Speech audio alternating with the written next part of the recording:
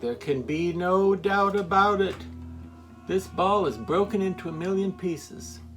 I better be careful setting it down because, hello, welcome back once again to the Library of Horror Hotel. All you mask fans, it's time once again for Creepy Cheapies, where we explore and appreciate and examine the art of Halloween masks. And today marks an auspicious occasion. Not suspicious. No. Auspicious. That's like suspicious, only with awe. An auspicious occasion. First of all, in the year 1783, on this day in this very town, nothing happened. Some days are slow news days. It happens.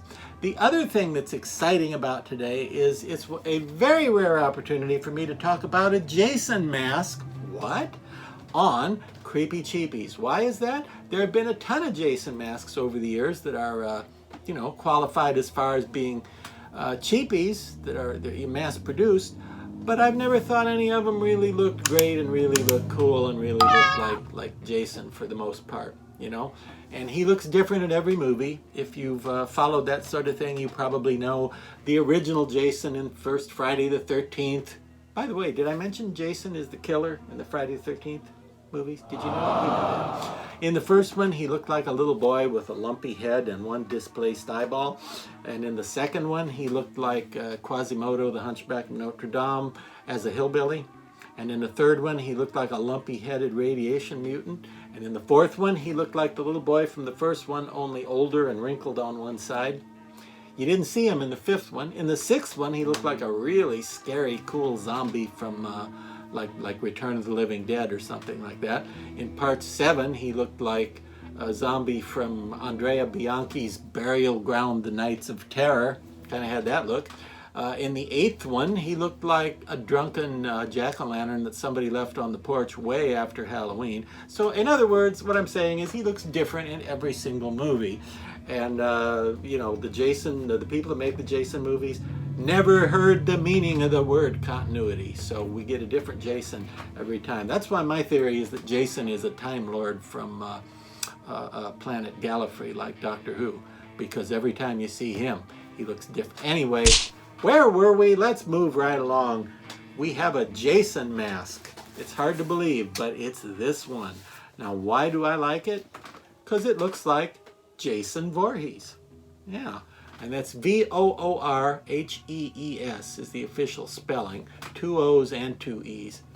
In case you're writing this down because you want to look it up online later, look at this cool mask that came out in 2024 from Trick or Treat Studios. And this is actually a reissue of an older mask. Now, the movie it's based on is Jason Goes to Hell, which, boy, it certainly did, didn't it? It was a movie that they seem to have made with the specific intention of disappointing all the people in the audience. And they came very close because it was a pretty terrible story and pretty terrible plotting and acting and just, oh my, bad script. But had one of the best Jason designs in it, one of the definitive ones that kind of set the standard for what Jason looked like. And he's got his famous hockey mask, which of course he didn't start wearing until part 3. But here he is in his hockey mask, and that's sculpted in, molded in. And in Jason Goes to Hell, it looked like the hockey mask was sort of melted into his flesh. Okay? So it looked like this.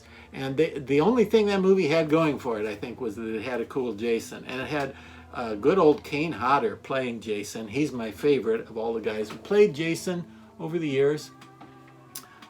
Kane Hodder played him in several of the movies, and I think he's the definitive Jason actor. Yeah.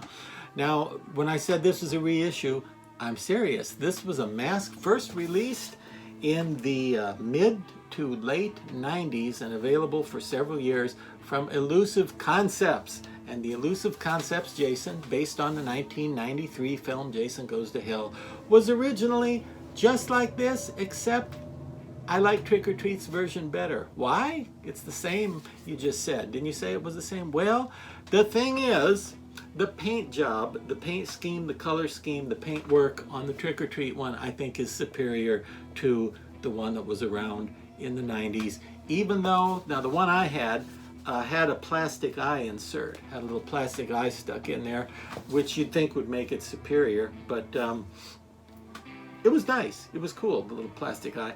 Something about the mask always looked sculpty to me. Is so a word? I just made it up. What do I mean looked sculpty? Yeah, what do you mean by that? I mean, it looked like it was made of clay. If you used to play with clay when you were a kid, you remember when you'd roll the clay into a ball and stick it together, and you'd take clay and you'd roll it between your two palms into a sort of worm and stick it on, and you make things out of. This mask looked like clay to me. Now seeing the Trick or Treat reissue of it from 2024, the paint is so perfect on this one. It actually looks nicer than the way it was painted, and that sculpiness is no longer visible to me. It just looks right. His nasty head with all these lumps and bulges on it just looks all waterlogged and creepy, but it looks organic now, and I guess it's mostly because of the paint scheme that the new version has been given. And if you look on the back here, let me read this to you. A reading from Jason. Jason and Friday the 13th, and then it says 1998, I believe that says, New Line Productions, Inc., all rights reserved, made in Mexico.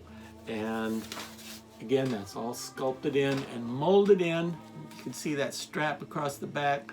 It really has a nice look as far as the strap sort of gouging into the flesh and pinching in. Can you see that effect? I like that. Don't know about this hair. The one that I had from Elusive Concepts back in the day had a few punched in hairs like here and a couple here and a couple there, and didn't have this in the back.